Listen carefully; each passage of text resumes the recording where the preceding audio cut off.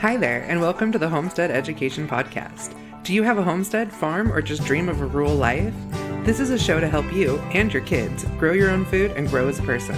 I'm your host, Kody Hanner. I'm a homesteader, homeschool mom of six, and small town enthusiast.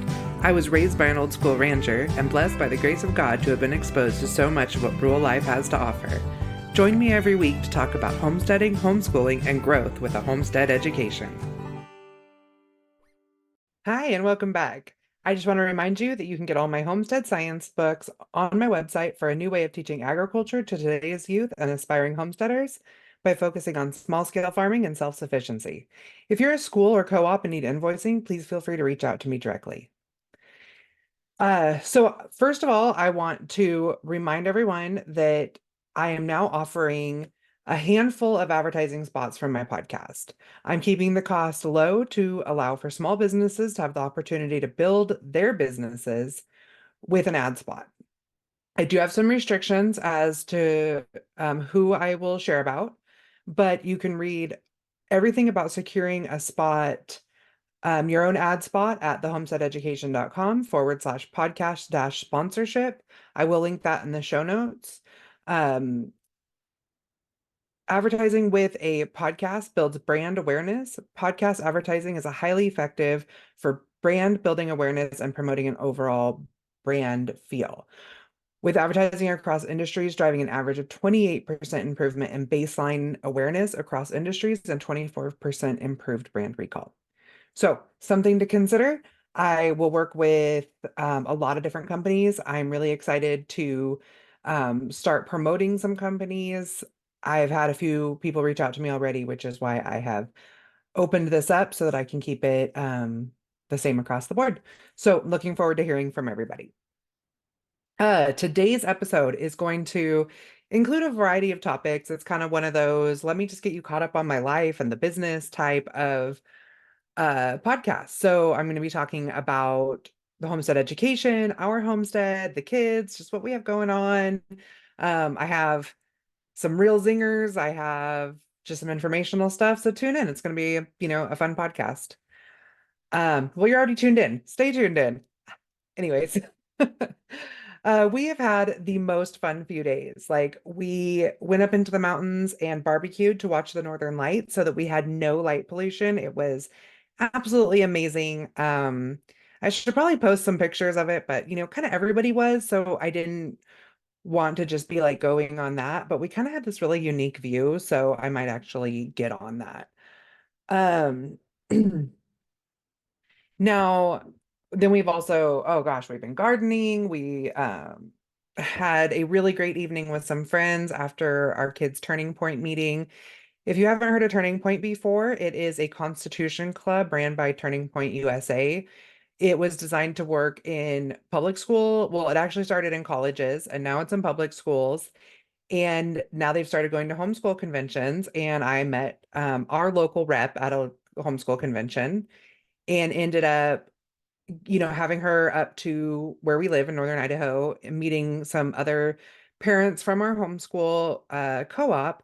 And now the kids have kind of taken it from there. They have a leadership team, president, vice president, treasurer, secretary, and they are recruiting other homeschool kids. They already have like 20 kids in the group.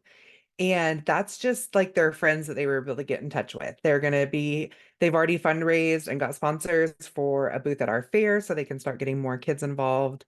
I'm just really excited for them and the leadership that they're taking in this, but also their excitement to learn about our Constitution. So, anyways, their first official meeting was at one of our friends' houses in their hay barn. I mean, we are still in North Idaho.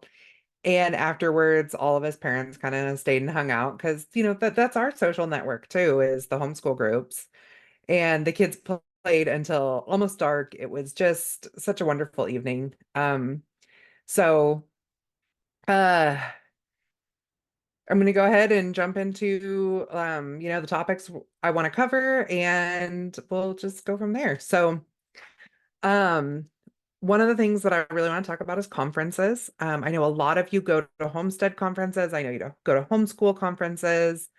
Um, I'm and I go to as many of them as I can go to. So let's talk about the ones I have coming up.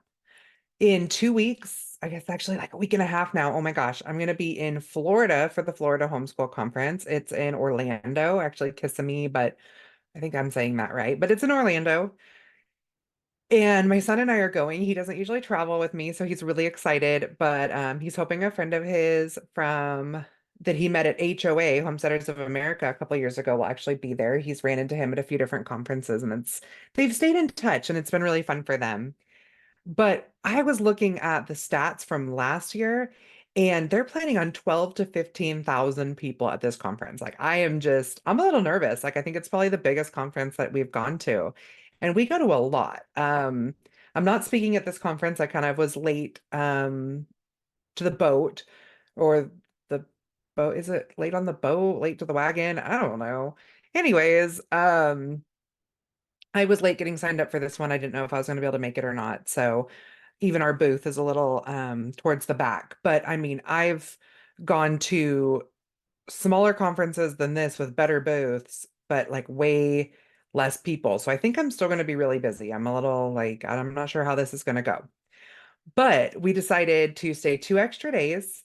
And after the conference is over, we're going to drive down to like the southern tip of Florida and spend a whole day at the Everglades National Park. So I am just like stoked because that is my thing. Is national parks. My son really likes national parks and he likes US history.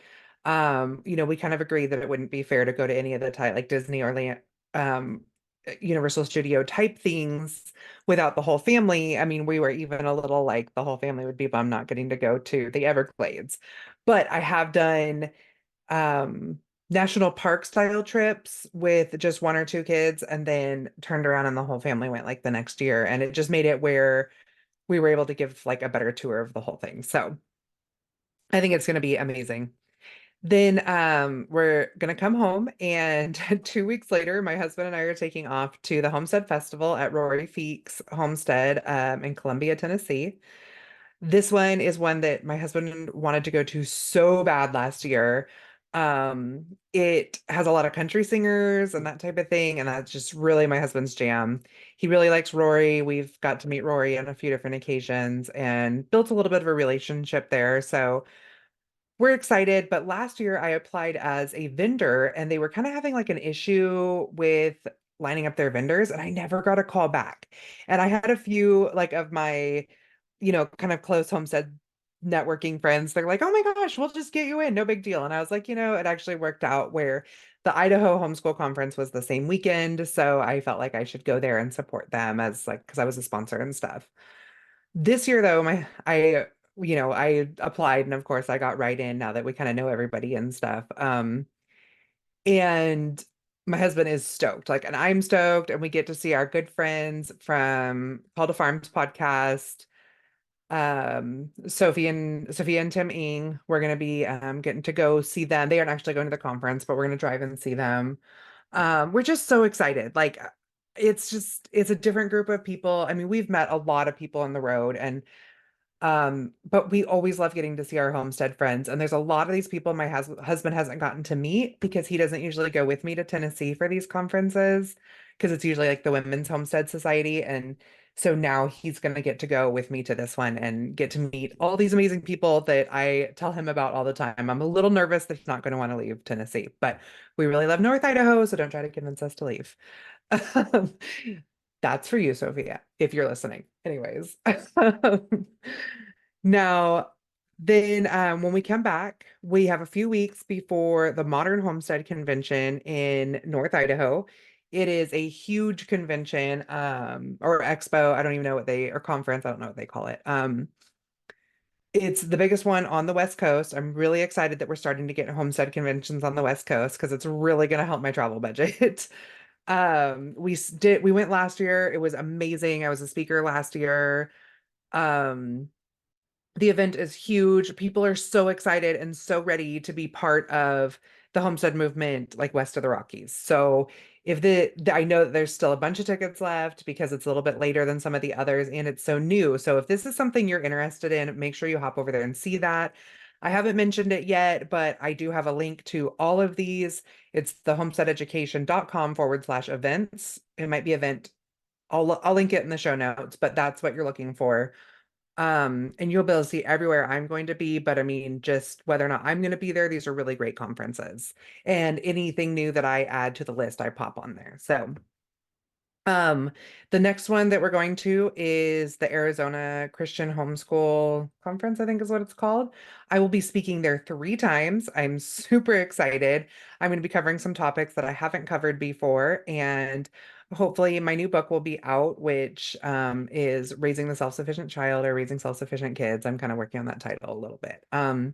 But basically, it's an honest mom's guide to intentional parenting. And it's what I've been talking about on the road for a couple of years now. It's what a huge part of my driving force behind even my curriculum and stuff is just teaching quality skills, real skills to kids, real skills to teenagers. A lot of us think of self-sufficiency as being able to bake bread and those types of skills, but self-sufficiency is honestly being able to problem solve, take care of yourself and care about take care of and care for those other than yourself, like, your family unit or your community. Um, so I'm really excited to be able to talk about that in Arizona. Then we're actually taking like almost 2 months off before Homesteaders of America, where I'm going to be a speaker there. I have another book coming out, my Homestead History.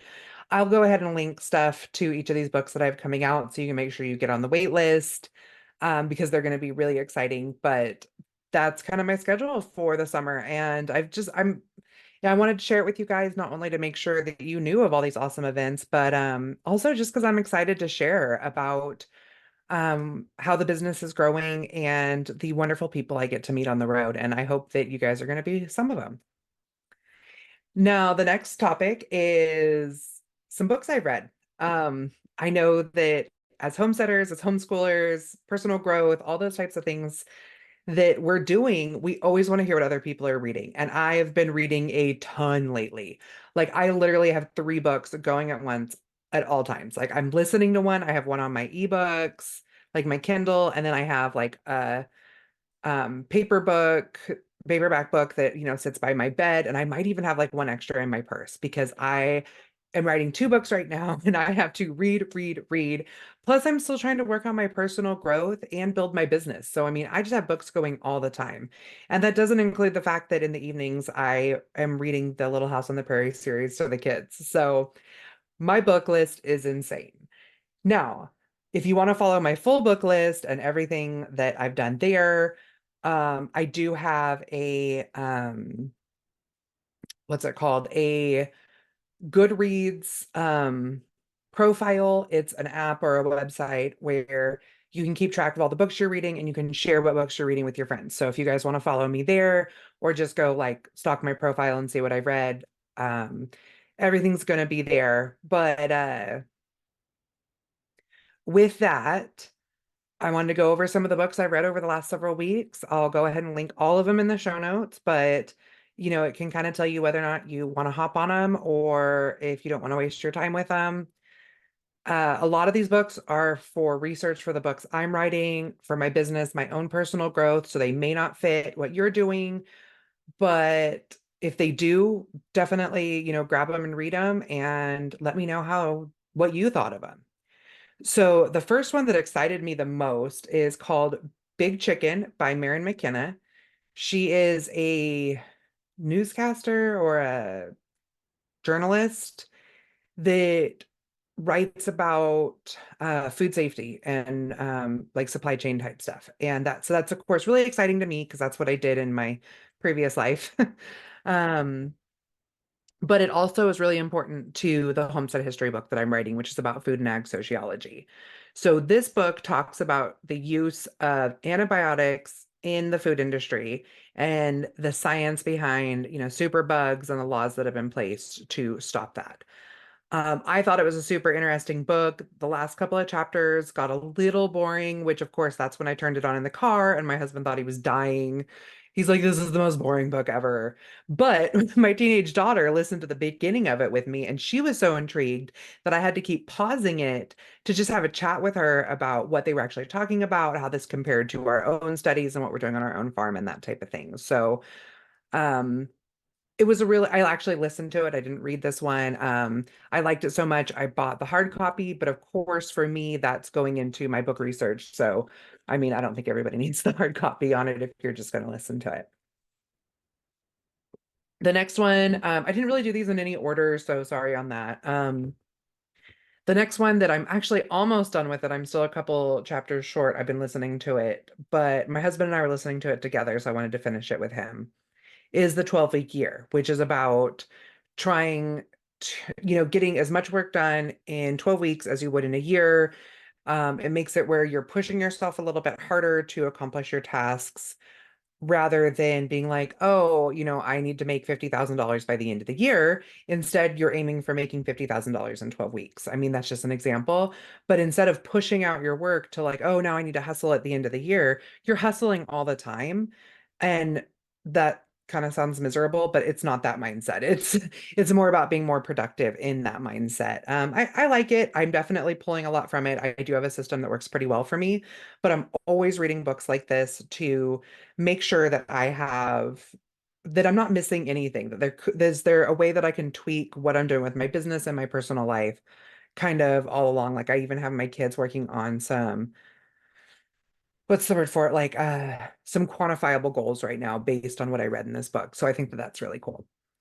The next one that I read is called Born in the Country, A History of Rural America. That is by David B. Danborn. He is a professor at I think University of North Dakota, but it might be University of South Dakota. I can't remember. It was a good book. It's great for my research. I thought it was a little dry. I was a little bit more excited to read this book. I thought we might get um, a little bit more personal details about rural people, and I felt like it was a lot of government and like commodity prices and things like that. Um, and maybe I had just got done reading um oh my gosh, like I love this book and I tell everybody about it. And I didn't put it on this list because I talked about it previously. The Worst Hard Times, and I'm going to add that to this list too, so that you guys can get the link to that. That book was amazing. Like it was about the Dust Bowl and holy jeepers. Like the way he wrote it, you would be following a family and then he bounces into like, commodity prices and government and stuff. And then he bounces back to another family and you're getting these personal details and you're really invested in them. But then you're learning why this was happening to them and why this was happening to our country in general. And holy cow, like I thought that book was amazing. And then I turned right around and read Born in the Country, which just wasn't quite as powerful or dynamic, but I think that it really taught a lot about rural America. Again, I'm coming out with Homestead History in the fall, which is going to cover a lot of this stuff. And I'm not just trying to sell on my book. I'm saying that I'm really good at taking all that really boring stuff and making it more interesting. Now, my book, Homestead History, is going to be like a US history book for kids or for high school students, and it's going to have a curriculum attached to it. But I'm writing the book in a way that everybody will enjoy. It's not just going to be like a textbook style. It's going to be an everybody book, and then there's going to be an optional curriculum that goes with it. The next one I read is The Mountain Is You by Brianna West, and that is about how you are kind of your own worst roadblock.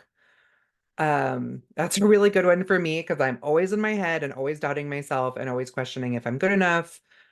Um, or, always questioning if my ideas are good enough and what everything was said to me. And so this book, it was really helpful in that. And I think I might actually reread it because I got the workbook to go with it, but then the way I was reading it, the workbook didn't make sense for me to use at the time. So I think I might work back through it one more time.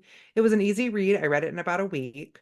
Um, my biggest complaint with it is she kind of like jumped around, like not jumped around, but like she'd have a paragraph of like things that were helpful and then another paragraph of things that were helpful, but they didn't necessarily align with each other. So I felt like I wasn't following like a whole concept all at once.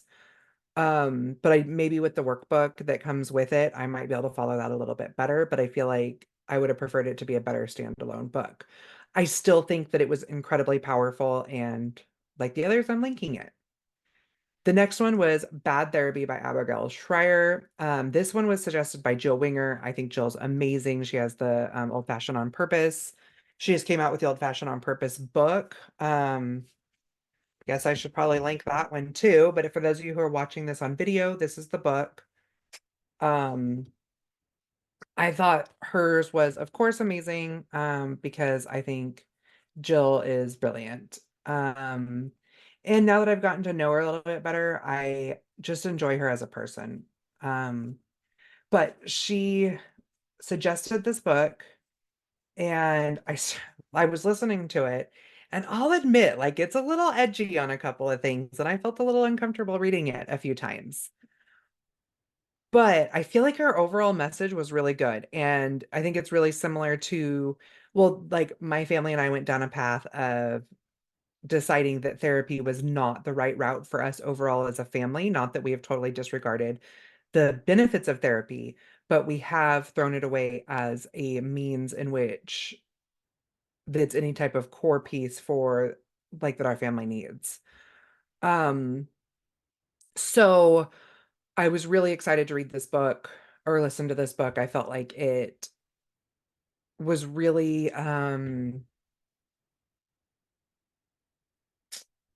gosh, I can't think of the word again. My words have been so bad lately. I felt like it was really validating in the choice that we made to pull our family out of therapy. And and for those of you that don't know our full story, my husband's a widower. I was in an abusive relationship. There's definitely, and like some of our kids, lost their mom and that type of stuff where we really felt like therapies were the route that we just should take. Like that was a positive parenting move for us. And with things that are going on in our world today, it was not a positive parenting move. And so we ended up pulling out of that. So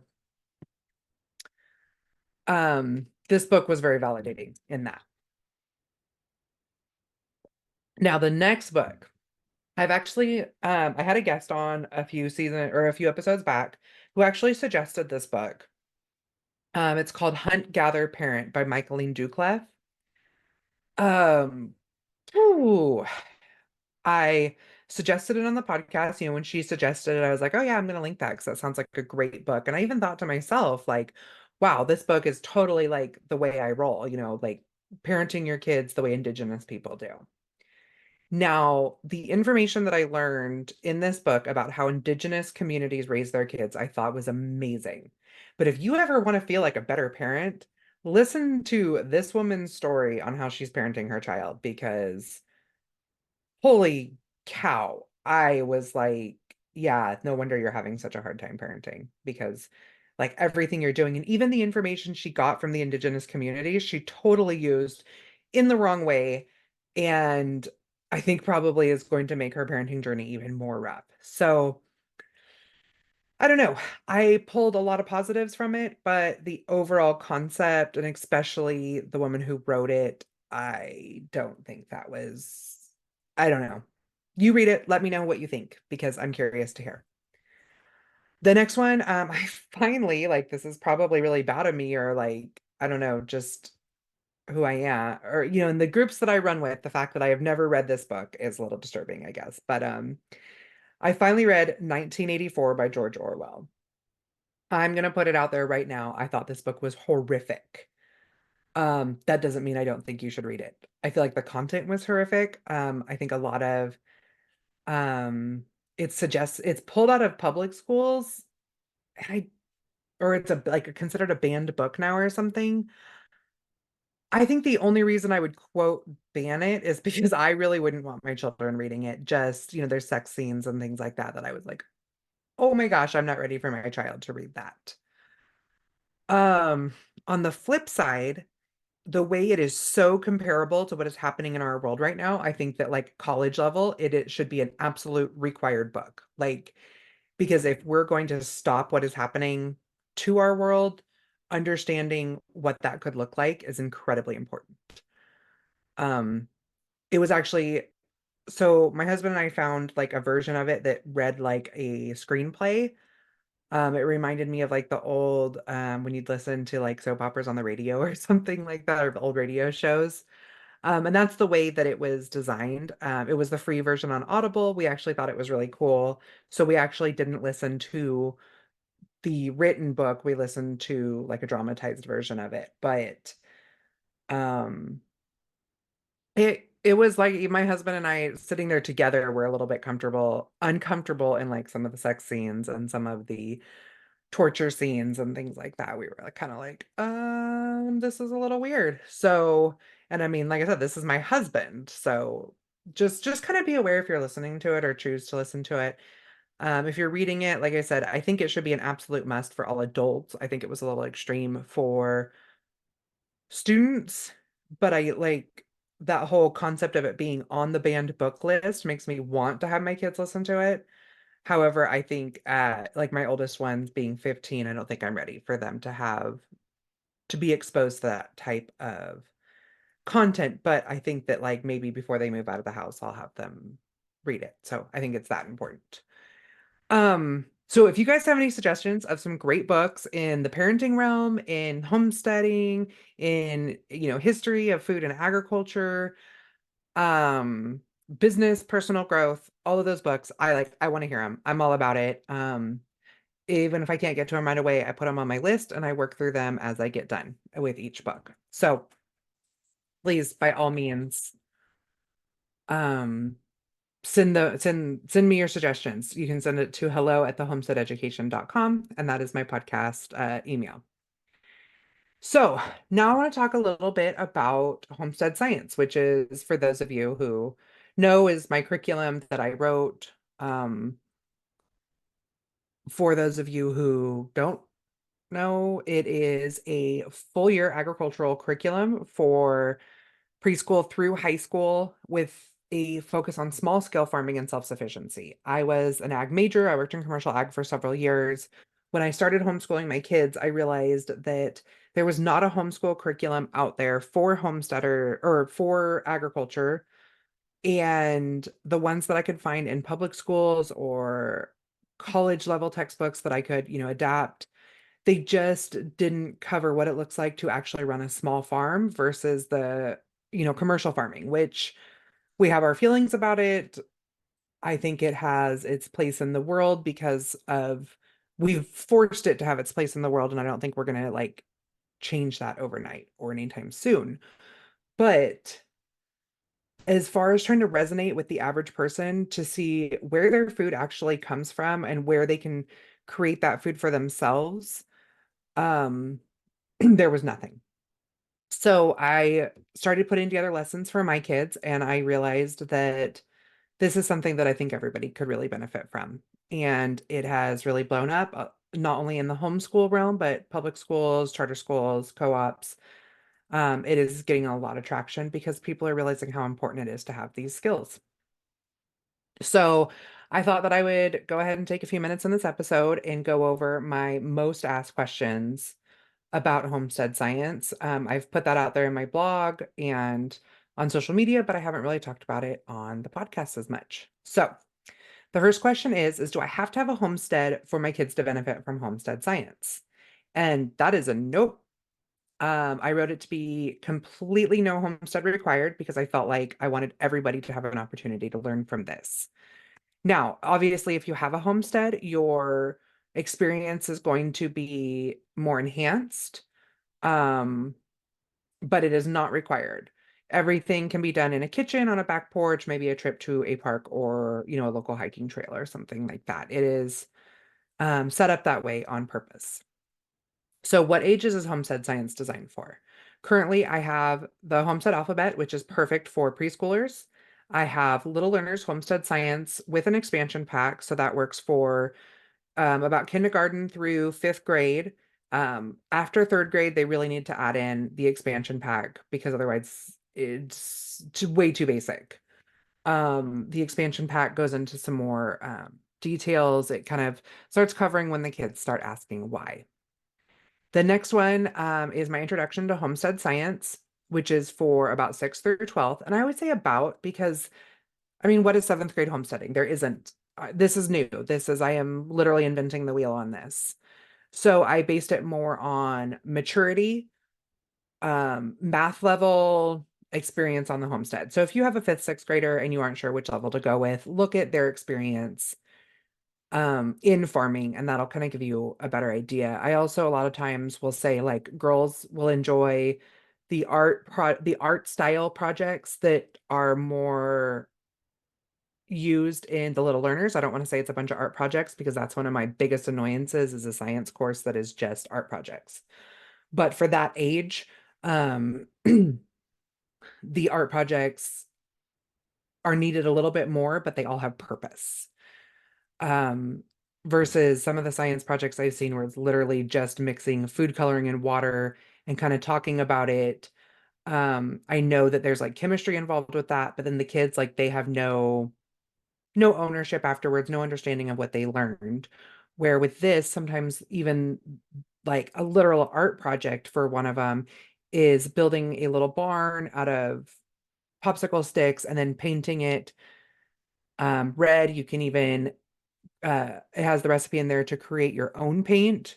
And then it talks about the history of why we use red paint on barns and um why we do that. So that there's just a little bit more purpose behind it. Plus the kids are learning structural integrity that is taught in that same unit and a few other things like that. So it's a really important concept. Now, sometimes I'll say like the boys, if they're like in the fifth grade and they have a decent math level, they might be more interested in the introduction to homestead science. And even if it takes them 2 years to finish it in that age group, I think that's totally appropriate. Um, but it does more things like it teaches you how to troubleshoot a small engine. And if they don't have a small engine, to work on, it suggests, taking them to a yard sale and seeing if they can't get one for free or cheap that they can bring home and work on. And like, boys are just a little bit more interested in that type of thing. I'm not saying that girls wouldn't push it because I know when I was younger, if I would have had a curriculum like this, I would have wanted to figure out how to master that. So, I also have adults who love my homestead science curriculum because of the way it's laid out. It teaches a little bit about every aspect of homesteading and gives a ton of really great links on where to extend your education. There's videos, there's books, everything I've pre-vetted, pre-read to make sure that it fits what we're looking at. So the next question I get a lot is, does homestead science count as a science on transcripts? Now, for younger kids, I mean, most states don't really require credit level for younger kids. They just want to know that you're spending a number of hours throughout your school year doing science. And some states don't care at all. Like Idaho, the entire homeschool law is you keyword should, teach your kids the core subjects from ages 6 to 16. So I don't have to report to anybody that we're doing science or what that science looks like. Um, However, if for the younger kids, it covers science. It is an actual science. Now, for the high schoolers, I was an ag major. I worked in commercial ag for several years. I ran labs in big commercial plants. I 100% have the backing. I've worked, I grew up on a ranch. I've worked ranches. I've worked animal preserves. So everything that has gone in there is accurate and from an experience base and science based. It covers the proper amount of hours for a full year of science. It is 36 weeks, 4 lessons a week, plus labs. If you do all the labs, this would be considered a full lab course because I believe it's 30 hours that you need. And so, I mean, at 36 weeks, if you do the lab every week, you should be solid. So there's the answer there. Are there samples of homestead science? Yes, there absolutely are. You can find them both on um, homesteadsciencecurriculum.com. Also, I have freebies on my website that give you a few more. I do build my own website. So occasionally things aren't exactly as you would see on a commercial website. I mean, I guess I'm commercial, but like on a large business website or somebody that really invested in having someone design their website, and that wasn't something that I have done as of yet. So if you can't find something on my website, always feel free and reach out and I will make sure you get what you're looking for. The next question, can I use charter funds to purchase Homestead Science? You absolutely can. I wrote it to be neutral. I feel like there's too many doctrines within Christianity to be able to appropriately cover those. So you can use state funding to purchase this. And, my overall goal was more to reach an entire generation rather than just homeschoolers. So,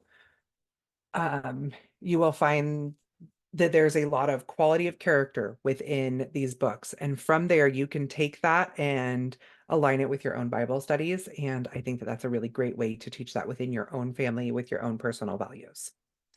So if you have any other questions, again, hello at the Homestead Education. I would be happy to answer any of those for you. The next one I want to talk about is Survival Basics, which is my newest course that I just came out with. Um, it is for kids 8 to 18, like it's very much family style. It works great in co-ops. My husband and I actually did a whole YouTube on that, and I will link both the basics and the YouTube. I'm writing it down because I always forget. Um, Here, where we talked about how important it is to teach your kids to do hard or uncomfortable things in safe situations. So even if they're in an unsafe situation, they feel confident in doing these hard things. So everyone's planning summer vacations. Many of them include camping or national parks. And this course teaches how to not get lost, first aid, how to contact emergency services properly, and a ton of other really important skills on top of if they actually do get lost. And then on the flip side, just if your kid really enjoys like that survival type stuff, this could really work for independent learning. It works for co-ops, families, a summer learning program. It's just very, really versatile. Um, there's videos. I have a supply list of all the supplies needed to do everything. And it's just a ton of fun. So I'd like to give you a little update about our homestead and what we have going on. We are working on some rotational grazing.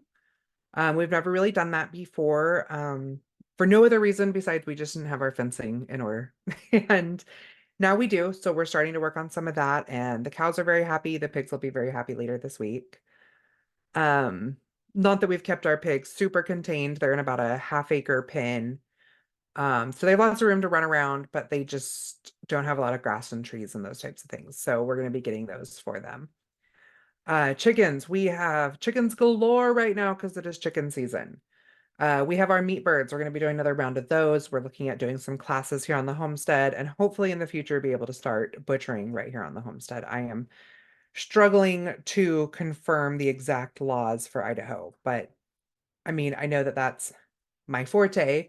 And really, all it boils down to is that I just haven't called the Panhandle Health Department, our local health department, to confirm what those laws are because I don't want the answer. I do want the answer, but I don't want the answer. I think what the answer is going to be is I'm going to have to put in another septic, and that's going to bum me out because that would be the only thing keeping me from being able to butcher this year is that the area in which we would be using to butcher does not have a septic. We would be doing kind of a gray water runoff and um, all entrails and stuff would be used for other things. So that's kind of where I'm at with that. But we've been incubating chicks. We have brought in some purebred chicks as replacements for some of our layers.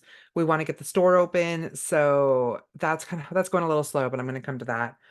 I want to be able to make sure that we have eggs for the store. We also have some friends that'll be doing some consignment with us on eggs. But I also I like to have a variety of products. I like to have, like chicks for when families stop by, the kids get to enjoy the animals as well. We're kind of far out, so I want it to make it more of an experience. So we're going to have a lot of those types of things going on. My husband is building 2 chicken tractors right now. We're really excited for that because that allows us to expand our chicken operation more so than we've been able to do. We have only one small chicken tractor. We were using some poultry netting and then our just regular coop, and it just wasn't enough for what we have been wanting to accomplish.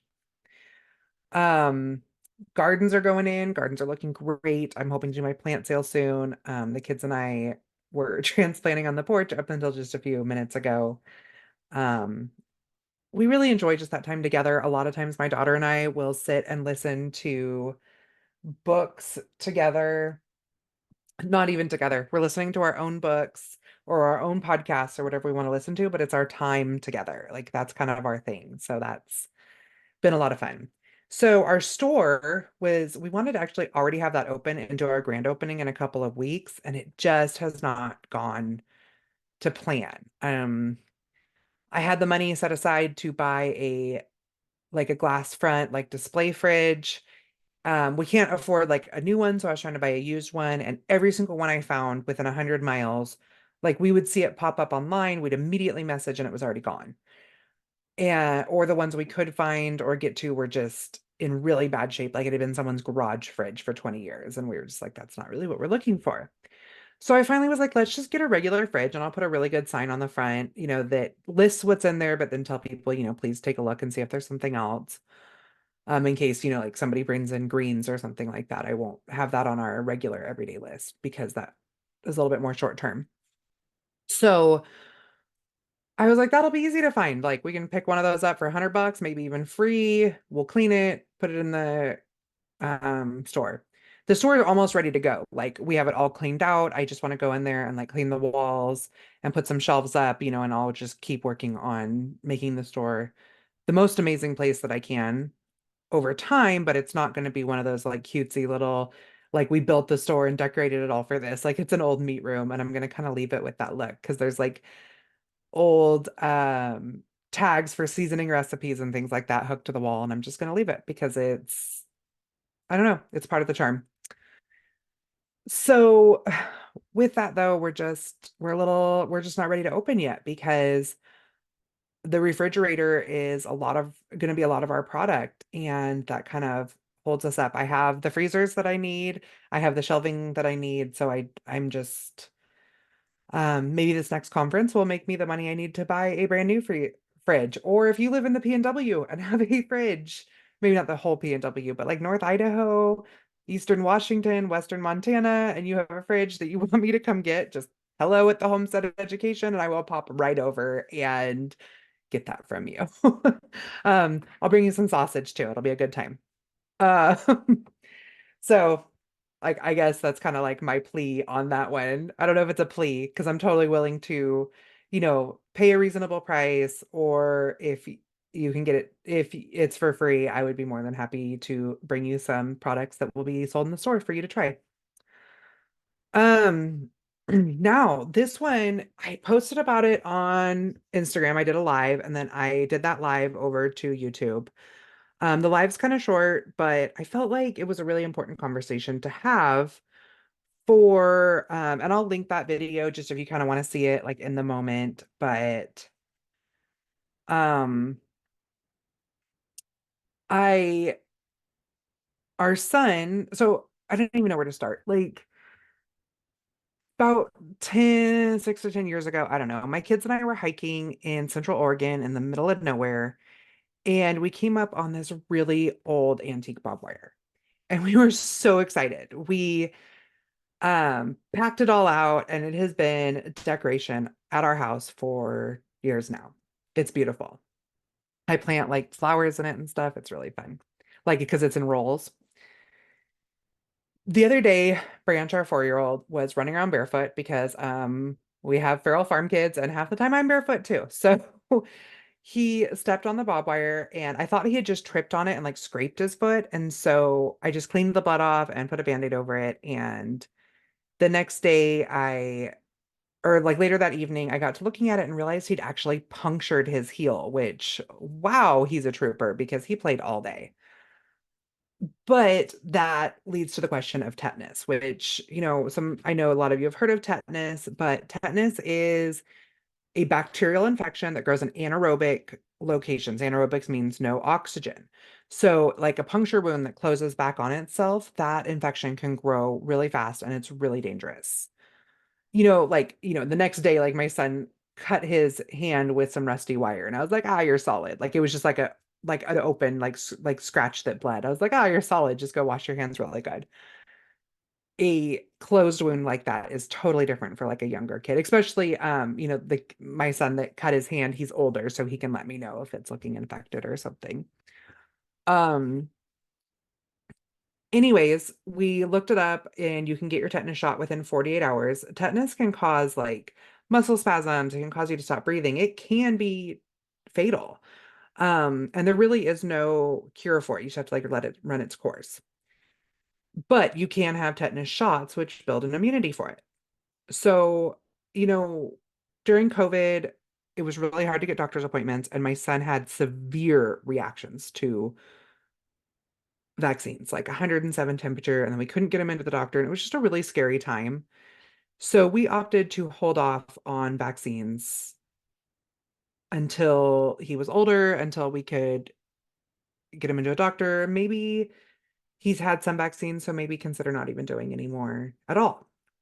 But at the time, we had at least held off. So the next morning, we call the doctor. We say, hey, can we get him in for a tetanus shot and to have this wound looked at? And they're like, yeah, bring him right in. So we drive to town, it's about 40 minutes. They look at his wound. She's like, it looks like it might have a little bit of infection going with it. So we're going to go ahead and get him on antibiotics. Not necessarily a tetanus infection, but it was already like red and looking icky.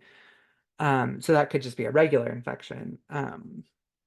So then she's like, okay, I went and looked, and your son has had 4 out of 5 of his tetanus shots to be fully immune before he needs boosters in the future. And I was like, holy crud, they need 5 tetanus shots to be fully immune. Like, I feel like that's just so much with all the crud that we know is going into vaccines now. But I was like, okay, well, let's go ahead and do the 5th one, and then he's fully immune, and, you know, let's just roll with it.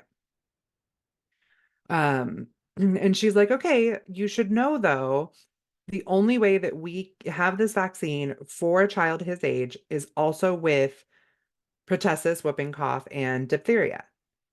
And we were like, are you kidding us? Like, now this scenario might be different in larger cities, but at least for our small doctor's office, this was the only option we had.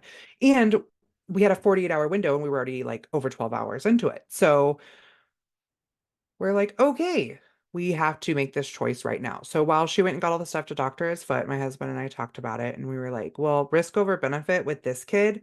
He's kind of feral, and we live a farm life where these kids are always at risk for getting injured with, rusty nails, rusty screws, wire, barbed wire. I mean, even if they're not barefoot, like it's just our barbed wire fences on our property could be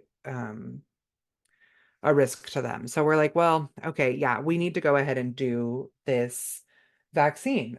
But um what really bothered us is that we were completely pigeonholed into getting him a immunity to a bacterial infection.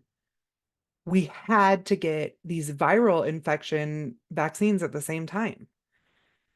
And we were just not okay with that. Like, we felt super pigeonholed, and we were really concerned because are we going to get him this shot and take him home and have 107 temperature? And we don't know if it's a reaction to the vaccine or if it's him coming down with a horrible tetanus infection. And we were pretty upset with how that all went down. We debated it back and forth on how we wanted to handle it. Like I said, we decided risk over benefit was best. But we brought him home. Luckily, he has not had the severe reactions that he had before. He hasn't had temperature. His foot is looking good.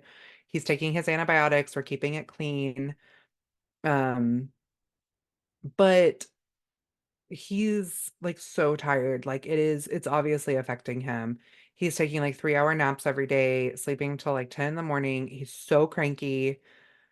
And that's not like him. Like, he is an hour and a half nap. He's up at 6:45 in the morning, and this kid's like go, go, go, and nothing bothers him. Like, the whole world could be like coming down around him. And he's like, it's cool. I'm in branch world. And he's just not my normal kid. And it's really bothering me. And so this is just, I have so many parents out there that kind of raise these feral homestead kids. In fact, I even started a group online. You can learn more about it at homesteadingkids.com. Um, and it's where we just talk about all the things that we can't really talk about out there in the regular World Wide Web. or a lot of our friends and community members don't understand because we have made these other choices for our lives, which I think are positive, beneficial choices, but not everybody gets them. So, with that, if you have kids that have a high risk for tetanus, such as, we're on, feral farm kids or just living on a farm in general, anywhere that you're going to have a higher chance of being around rusty metal. And also tetanus lives in the ground. So, I mean, even if they step on something that isn't rusty, if it was dirty in any way, they could still have a risk for it. So that's pretty much all of our homesteading kids. We were kind of in a position where we had to get him that shot right then because we were, like I said, we were already over 12 hours into our 48-hour window. We live so far out, like to find a larger doctor or something would be, it would be an ordeal. So we opted, like I said, for risk over benefit. But if you're making the choice on whether or not you want to vaccinate and you feel like tetanus is one that you want to have on the list, you may have to do some research or find another facility to be able to get just the tetanus shot without the diphtheria pertussis. I don't know for sure. I am not giving you that answer. That's an answer you'll have to figure out for what works best for your family. We're already to the point where it's past that for us. Branch is our youngest. We don't have to make those choices anymore. And when he needs his booster in several years, at that point, he will be able to only get the tetanus. So, but if you have younger kids or you're planning on having more kids, and this is something you need to look into, I would suggest having a plan in place before they get injured or, seeking out a way to make sure they get that tetanus shot, hopefully without the two other vaccines. I don't know if it's offered like that somewhere else. I know that it is not offered at our small doctor's office. So anyways, again, if this, like I said, I mentioned my homesteading kids community. I would love it if you would consider joining that community to continue these conversations together and provide this research for each other in a place that isn't the normal World Wide Web that is just out there to destroy people. But I didn't tell you this story just to sell on my community because I feel like this was a story that is really important and that you guys need to make those choices. And again, I shared it on my Instagram, my Facebook, and my YouTube. So you can see that video. This wasn't something I was trying to, just make money off of. But anyways, this has been a great conversation. I didn't want to end it like bummer because that was a lot to talk about, but Branch is doing all right. We made the choices that we made. I hope you guys can find good choices for yourself. I look forward to hearing from you guys on your favorite books, any questions you have about homestead science, all of it. Remember, that's hello at the Homestead Education, and be sure to check the show notes. There's going to be a lot of links this time. So make sure you check out the links that you need. Have a good one, everybody. Keep growing.